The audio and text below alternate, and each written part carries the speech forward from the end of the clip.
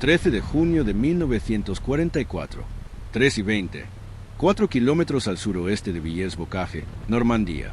El soldado James Callaghan, de 22 años, se agazapó en la escotilla del comandante de su Sherman Firefly, con los ojos escudriñando el seto de Bocage 200 metros frente a él. El aire olía a escape de diésel y tierra mojada.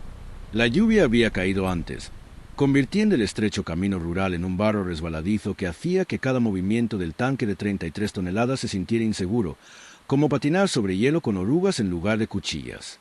La visibilidad era quizás de 150 metros en el mejor de los casos. Los setos normandos tenían 8 pies de alto, densos como muros, y los carriles entre ellos eran cajas de muerte si no sabías lo que estabas mirando. Callaghan lo sabía. Su tripulación había estado en Francia durante 7 días, y ya habían perdido 2 tanques de su tropa a causa de los blindados alemanes que nunca vieron venir. Su artillero, un galés llamado Davis que hablaba demasiado cuando estaba nervioso, murmuraba algo sobre ángulos y velocidad de giro. El cargador, silencioso como siempre, tenía la mano en el siguiente proyectil.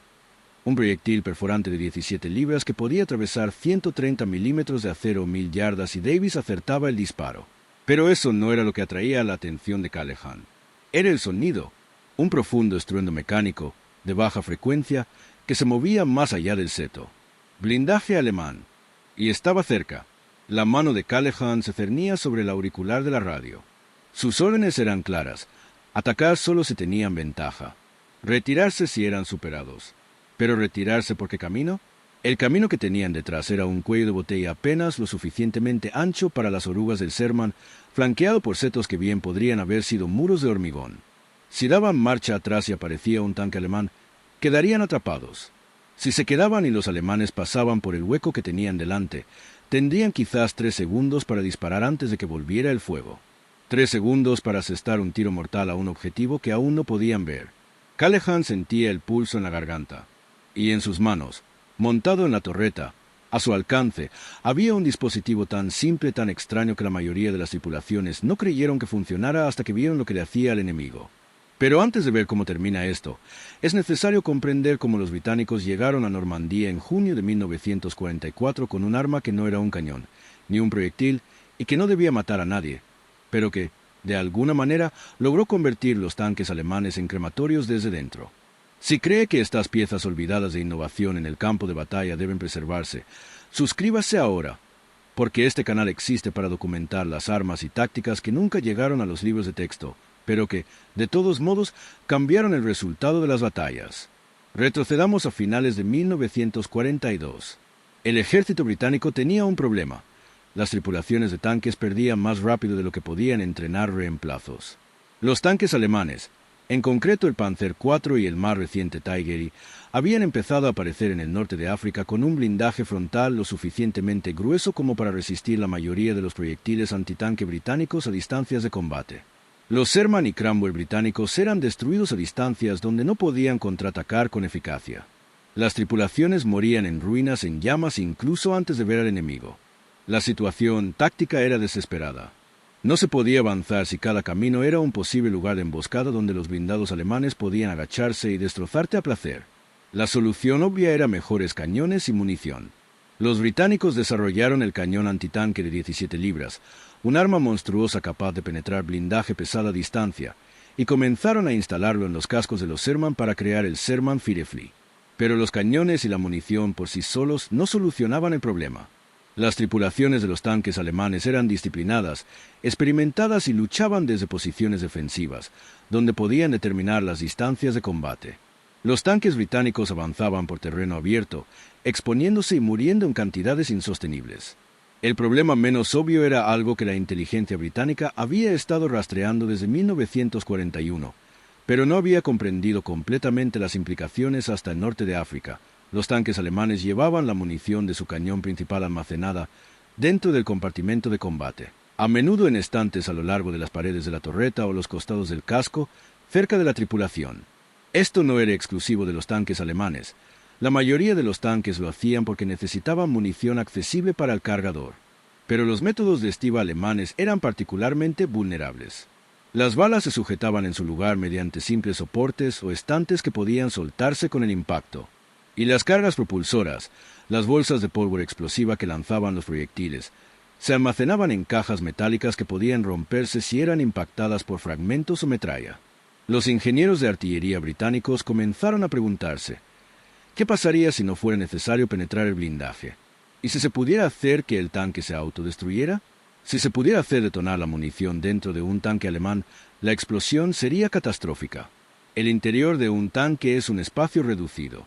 Un solo proyectil que se quema dentro de una torreta podría desencadenar una reacción en cadena, encendiendo otros proyectiles y creando una bola de fuego interna que mataría a la tripulación al instante y volaría la torreta por los aires. Los tanquistas alemanes tenían un término para ello: Katastrophische Explosión, explosión catastrófica. Los aliados la llamaban Blowing Up. En cualquier caso, era la forma más temida de morir en la guerra blindada. El reto residía en descubrir cómo hacerlo deliberadamente. No se podía confiar en los impactos fortuitos. Penetrar el blindaje para impactar directamente la munición requería artillería precisa, el ángulo correcto y, a menudo, a corta distancia. Todo ello, factores que hacían que tu propio tanque perdiera la vida antes de que pudieras alinear el disparo. Lo que se necesitaba era un arma que no tuviera que penetrar. Un arma que pudiera crear efectos dentro del tanque sin perforar el blindaje. Algo que pasara por alto el acero por completo. La respuesta llegó de un lugar inesperado. Un físico británico llamado Charles Goodebe, quien había estado trabajando en armas no convencionales en el Departamento de Desarrollo de Armas Diversas del Almirantazgo, una unidad tan secreta y peculiar que su propio personal la llamaba en broma los silbadores y los esquivadores. Goodebe había estado experimentando con cargas huecas y efectos explosivos para minas navales, pero su trabajo llamó la atención del establecimiento de diseño de armamento del ejército a finales de 1942. Propuso algo que sonaba absurdo: un dispositivo que se adheriría al exterior de un tanque enemigo y generaría suficiente choque y calor para encender la munición en su interior sin penetrar el blindaje. El concepto se basaba en un principio llamado desconchado. Cuando una superficie metálica se golpea con suficiente fuerza, su interior puede fracturarse y desprender fragmentos, incluso si el exterior permanece intacto. En términos del blindaje de un tanque, esto significaba que una carga explosiva lo suficientemente potente, detonada contra el exterior del casco, podía provocar que fragmentos de acero se desprendieran del interior, desplazándose a alta velocidad por el compartimento de la tripulación, potencialmente impactando en el depósito de munición. Pero el desconchado por sí solo no era lo suficientemente fiable. Se necesitaba algo más directo. El equipo de Goodebe desarrolló lo que inicialmente llamaron carga adhesiva, un dispositivo explosivo fijado magnéticamente que utilizaba una ojiva de carga hueca para concentrar la fuerza explosiva en un chorro estrecho capaz de atravesar varios centímetros de blindaje. Sin embargo, la versión que entró en producción en 1943 se perfeccionó hasta convertirse en algo más elegante y devastador. Se la denominó Granada N grado 74 St, pero las tripulaciones de los tanques británicos la llamaron bomba Lapa, un nombre que perduró a pesar de ser técnicamente inexacto, ya que las versiones posteriores no usaban adhesivo. El dispositivo era sencillo: un bote metálico del tamaño aproximado de una lata grande de café, con un peso aproximado de 1 kilo completamente armado, lleno de aproximadamente 1,5 kilos de compuesto explosivo de nitroglicerina. La base del bote albergaba un potente imán, lo suficientemente fuerte como para adherirse al casco de acero de un tanque incluso en ángulos irregulares o en superficies verticales.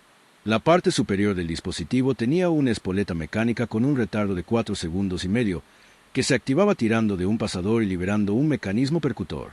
Una vez armado y fijado a un tanque enemigo, detonaba, dirigiendo la fuerza explosiva hacia el interior a través de un cono de carga hueca diseñado para maximizar la presión y la generación de fragmentos en la superficie interior del blindaje. Si estás empezando a darte cuenta de que las armas más letales no siempre son las más grandes ni las más complejas, deja la palabra simple en los comentarios ahora mismo, porque lo que viene a continuación demuestra que la elegancia de la ingeniería supera la fuerza bruta cuando la física es correcta. Las primeras pruebas de campo se llevaron a cabo a principios de 1943 en el campo de pruebas del ejército británico en Larkhill. Los ingenieros utilizaron cascos de Panzer III y Panzer IV alemanes capturados, desactivados pero estructuralmente intactos, para simular condiciones de combate. Las cargas número 74 se fijaron a varios puntos del casco, blindaje lateral, cubierta trasera, laterales de la torreta y detonaron a distancia mientras la instrumentación registraba la presión, la temperatura y la fragmentación dentro del compartimento de la tripulación. Los resultados superaron las expectativas.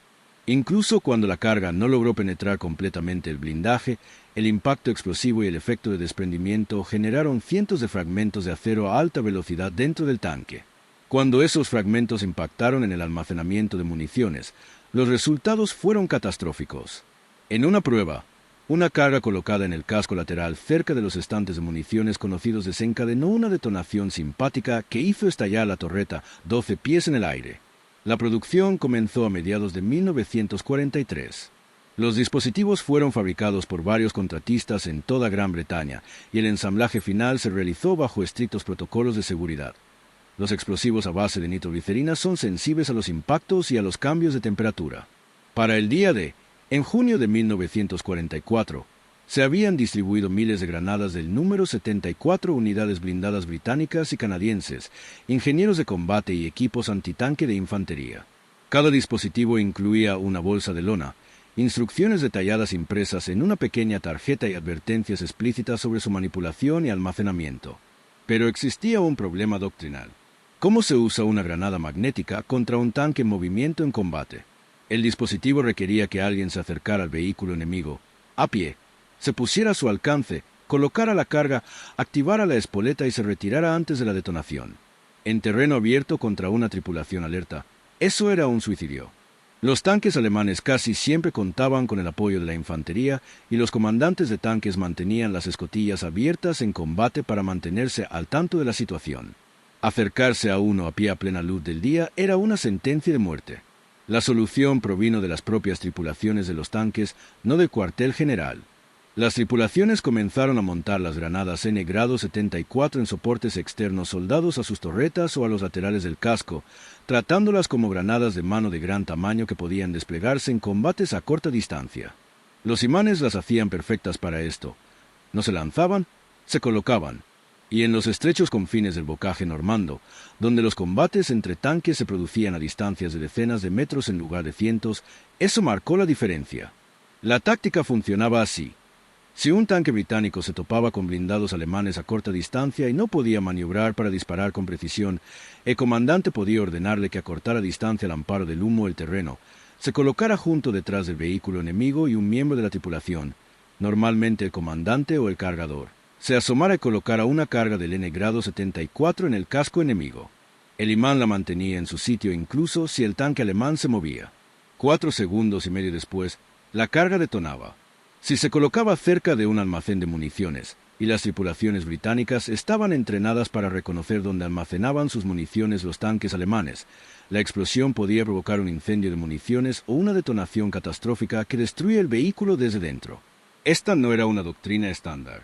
No se enseñaba en la escuela de artillería, pero funcionó con la suficiente frecuencia como para que se corriera la voz entre los regimientos blindados durante la campaña de Normandía.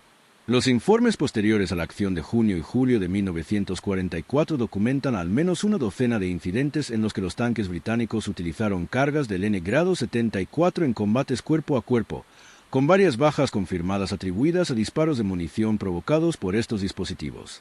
Los alemanes se dieron cuenta.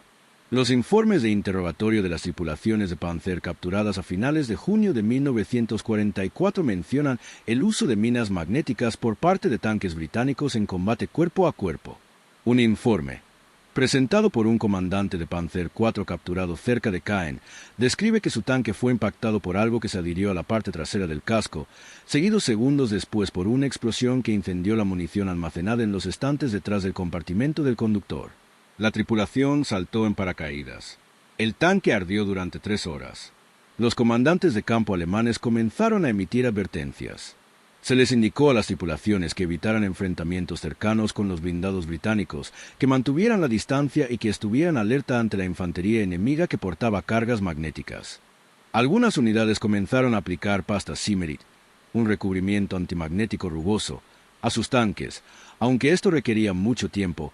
Reducía la velocidad de producción y no era del todo eficaz contra los potentes imanes utilizados en el diseño del número 74.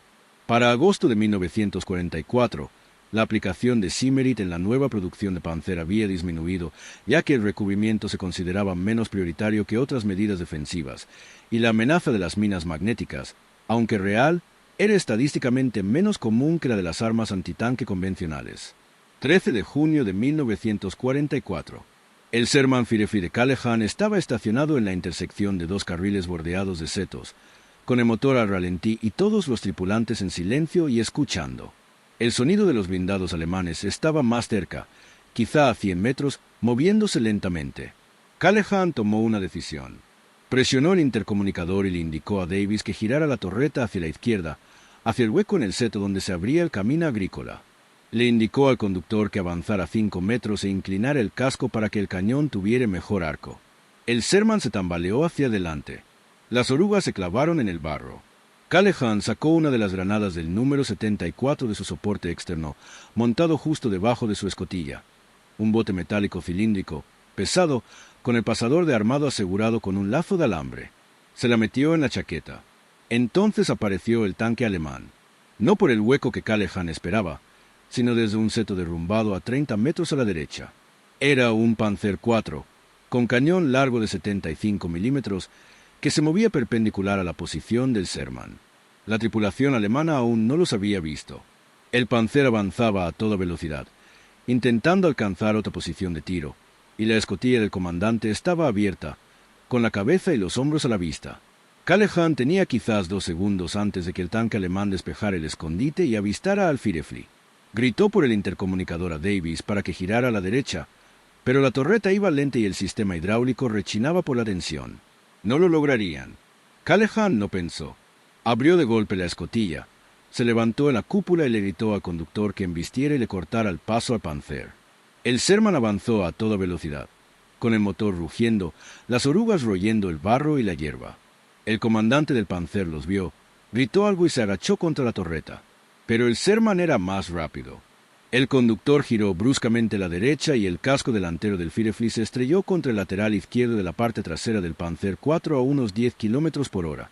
No lo suficientemente rápido como para causar daños graves, pero sí lo suficiente como para hacer tambalear al tanque alemán y aplastarlo contra el terraplén del seto. Callahan ya se movía. Salió de la escotilla con las piernas apoyadas en el borde de la torreta, sacó la granada número 74 de su chaqueta, liberó el pasador de armado y se asomó por el hueco entre los dos tanques. La torreta del Panzer se dirigía hacia ellos, con el cañón largo balanceándose, pero a una velocidad lenta la tripulación alemana estaba presa del pánico. Callahan golpeó la granada contra el lateral de la torreta del Panzer, justo debajo de la escotilla del comandante. El imán se aferró con un ruido metálico. Se dejó caer de nuevo en la escotilla, la cerró de golpe y le gritó al conductor que diera marcha atrás. 4 segundos y medio. El Sherman retrocedió, con las orugas girando y el motor rugiendo. 3 segundos. El cañón del Panzer estaba casi alineado. 2 segundos. Callahan vio como la escotilla del comandante alemán empezaba a abrirse. 1 segundo. La explosión no fue fuerte. Fue aguda, un crujido en lugar de un estallido, pero el efecto fue inmediato. Llamas y humo salieron de todas las escotillas y ventanas del Panzer. Las escotillas de la torreta se abrieron de golpe. Salió humo negro, y entonces todo el vehículo se convulsionó al explotar la munición interna. La torreta se elevó, se inclinó y se estrelló contra el suelo en ángulo. Las llamas rugieron por las escotillas abiertas. No salió ninguna tripulación. Callahan permaneció inmóvil en su escotilla, con las manos temblorosas y la respiración agitada.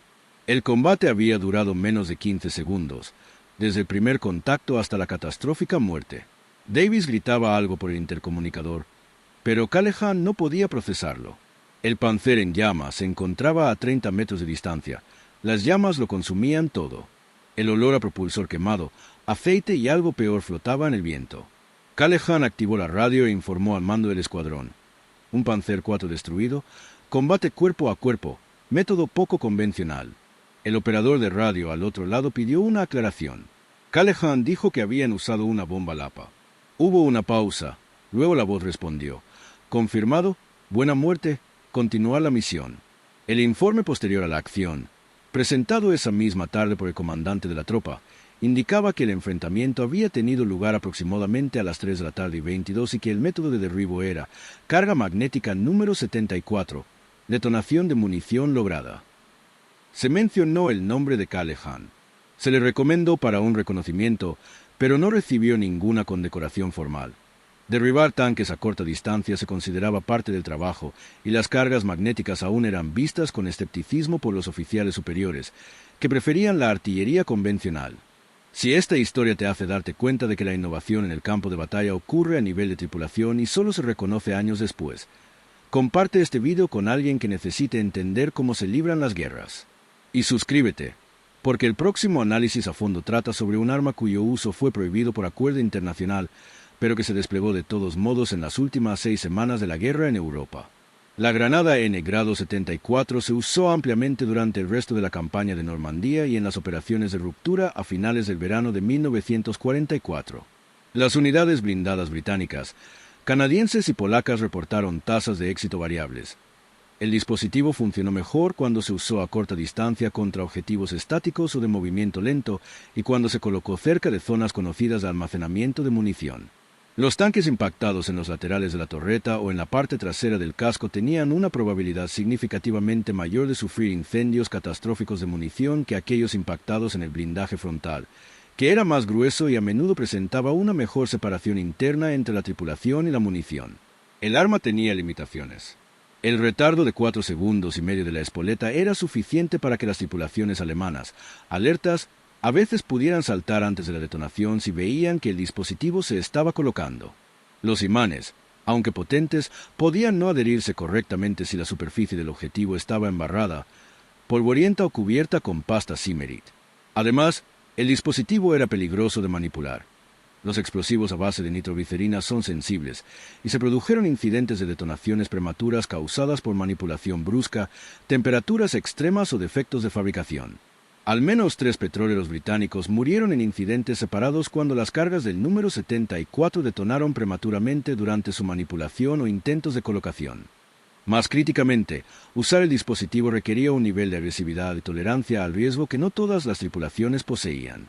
Acercarse a un tanque enemigo en combate era aterrador. Significaba acercarse a distancias donde ambos vehículos eran vulnerables, donde un solo error podía causar la muerte de toda la tripulación.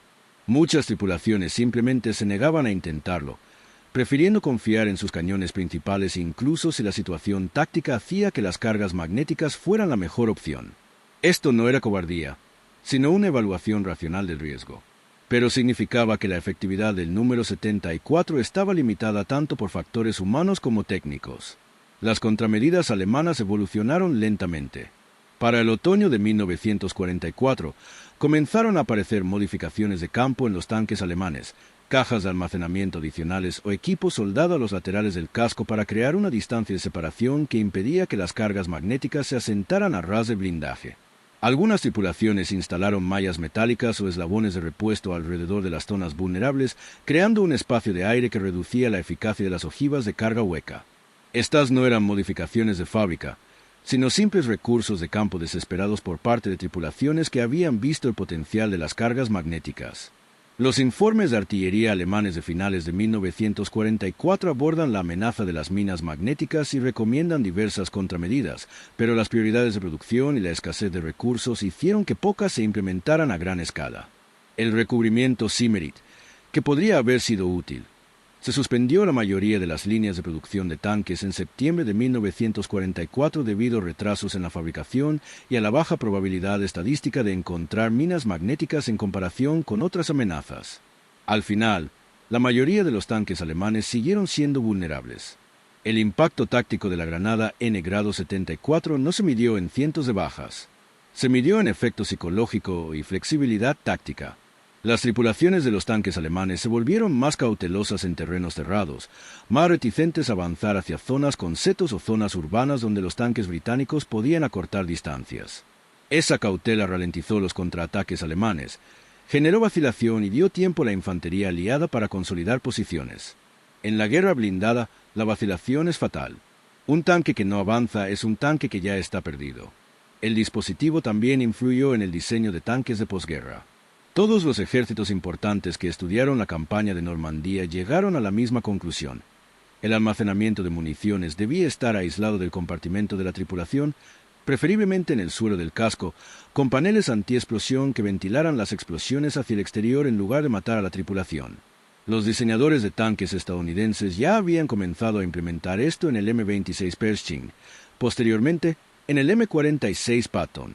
Los diseñadores soviéticos trasladaron el almacenamiento de municiones a una zona inferior del casco en los modelos de posguerra. Los diseñadores británicos crearon compartimentos de municiones separados con puertas blindadas en el tanque Centurión. El concepto de mantener las cargas propulsoras y los proyectiles lo más lejos posible de la tripulación se convirtió en doctrina estándar. La propia granada N grado 74 se descontinuó gradualmente en 1946. Las cargas magnéticas antitanque permanecieron en los inventarios de varios ejércitos durante la Guerra Fría, pero fueron sustituidas cada vez más por granadas propulsadas por cohetes y misiles guiados, que ofrecían mayor alcance y no requerían que un soldado se acercara al objetivo a pie. El último uso registrado en combate de una carga magnética británica fue durante la crisis de Suez en 1956, cuando la tripulación de un tanque Centurión, según se informa, utilizó una N grado 74 almacenada para inutilizar un cazacarros U-100 egipcio en combate urbano cercano. Los detalles siguen siendo vagos, ocultos en informes clasificados posteriores a la acción que solo se desclasificaron parcialmente en la década de 1990. James Callaghan sobrevivió en Normandía, luchó a través de Bélgica y entró en Alemania, y fue desmovilizado a finales de 1945. Regresó a Manchester, trabajó en el taller mecánico de su padre, se casó, tuvo 2 hijos y nunca habló públicamente sobre su tiempo en la guerra durante casi 40 años. Cuando un historiador local lo entrevistó en 1983 para un proyecto que documentaba las experiencias de los veteranos, Callaghan mencionó el incidente con el Panzer IV y la carga magnética, pero minimizó su participación. Dijo que había tenido suerte. Dijo que la tripulación alemana era inexperta. Dijo que una docena de otras tripulaciones habían hecho lo mismo y nadie hizo un escándalo al respecto. Su hoja de servicio, archivada en los archivos nacionales de Kew, contiene el informe posterior a la acción del 13 de junio de 1944. El lenguaje es seco y objetivo. Tanque enemigo destruido, carga magnética empleada, sin bajas aliadas. No se menciona valentía ni heroísmo, solo una descripción clínica de una acción táctica. Pero el informe existe y confirma lo que Callaghan hizo en ese estrecho camino rural de Normandía, cuando dudar habría significado la muerte. El enfoque británico de la guerra de tanques en 1944 estuvo marcado por la desesperación y la innovación a partes iguales. Estaban superados en armamento y, a menudo, en blindaje y luchaban contra un enemigo que había pasado años perfeccionando tácticas defensivas. Los métodos convencionales no funcionaban con la suficiente rapidez. Las bajas eran insostenibles. Así que las tripulaciones improvisaron. Usaron morteros de humo con creatividad. Se coordinaron con la infantería de maneras que la doctrina no había previsto. Y convirtieron un bote magnético de 1 kilo en un arma que hacía que los tanques alemanes se autodestruyeran desde dentro. Esa es la naturaleza de la guerra mecanizada. El bando que se adapta más rápido sobrevive. El bando que se aferra a la doctrina muere en ruinas, en llamas, en caminos que jamás nombrarán. La granada número 74 no fue un arma ganadora. No destruyó cientos de tanques ni alteró los equilibrios estratégicos. Pero les dio a las tripulaciones de tanques británicas una opción cuando no tenían ninguna, una herramienta que funcionó cuando todo lo demás había fallado. Y en la reñida y brutal lucha del bocaje normando, donde cada seto era una emboscada potencial y cada camino de campo una zona de muerte, esa opción salvó vidas. El dispositivo también representó un cambio de mentalidad. La comprensión de que el blindaje podía ser derrotado sin penetrarlo directamente, de que los efectos internos podían ser tan letales como los externos, y de que la munición que transportaba un tanque era tanto su punto fuerte como su mayor vulnerabilidad. El diseño moderno de tanques aún lidia con este problema. Blindaje reactivo, paneles de explosión, sistemas automáticos de supresión de fuego. Todos estos son intentos de mitigar el riesgo de que un solo impacto pudiera desencadenar una explosión catastrófica de munición. Los ingenieros que diseñaron el M1 Abrams o el Challenger 2 estaban resolviendo el mismo problema que Charles Goodyear identificó en 1942. ¿Cómo mantener la munición lo suficientemente cerca para que sea útil, pero lo suficientemente aislada para que no mate a la tripulación si impacta? La respuesta aún no es del todo clara. Los tanques modernos son más seguros que sus predecesores de la Segunda Guerra Mundial, pero los incendios de munición siguen siendo una de las principales causas de muerte de tripulaciones de tanques en combate. Cada conflicto produce nuevas imágenes de torretas arrancadas del casco, de vehículos incendiados por explosiones internas y de tripulaciones muertas por la misma munición de la que dependían para sobrevivir. La física no ha cambiado. Los materiales explosivos almacenados en espacios metálicos confinados siempre serán peligrosos. Lo mejor que se puede hacer es gestionar el riesgo. Los británicos lo lograron convirtiendo la munición del enemigo en un arma contra ellos. Esa es la lección de la granada número 74. A veces no se necesita un arma más grande. A veces solo se necesita que el arma del enemigo lo mate. Si has llegado hasta aquí, necesito 3 cosas. Primero, dale a me gusta para que esta historia llegue más allá de quienes ya conocen los misterios de la Segunda Guerra Mundial. Segundo, responde en los comentarios. Si fueras comandante de tanque en 1944 y tuvieras que elegir entre acercarte al alcance de las cargas magnéticas o retirarte para usar tu cañón principal, ¿qué elegirías y por qué? Quiero pensamiento táctico, no heroico. Tercero, suscríbete a este canal porque la próxima vez examinaremos el incidente de fuego amigo más suprimido de toda la campaña italiana. Una compañía entera fue destruida por su propia artillería, los informes se clasificaron durante 50 años y el oficial responsable fue ascendido discretamente en lugar de ser sometido a un consejo de guerra. La granada N grado 74 ST no fue noticia. No apareció en películas de propaganda ni en carteles de reclutamiento. La mayoría de quienes han oído hablar del combate de tanques de la Segunda Guerra Mundial nunca han oído hablar de ella. Pero existió. Funcionó y destruyó tanques alemanes al hacer que su propia munición detonara dentro de sus compartimentos de combate. No es especulación. Está documentado en informes posteriores a la acción, resúmenes de interrogatorios y los registros de servicio de las tripulaciones que la usaron y sobrevivieron para presentar documentos al respecto. 13 de junio de 1944. Una carretera estrecha en Normandía. Un comandante de tanque de 22 años, con un cartucho magnético de 1 kilo y 4 segundos y medio para hacerlo funcionar. Y un Panzer IV que nunca volvió a casa porque alguien en Gran Bretaña descubrió que la mejor manera de destruir un tanque no siempre es disparar a través de él. A veces simplemente hay que hacerlo explotar desde dentro.